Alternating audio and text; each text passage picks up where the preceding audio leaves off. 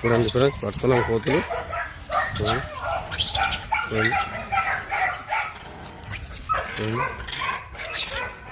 కాలుతా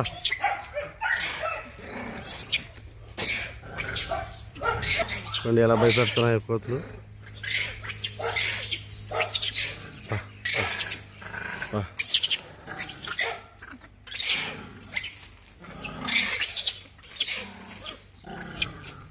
చూడండి హెడ్ ఇది.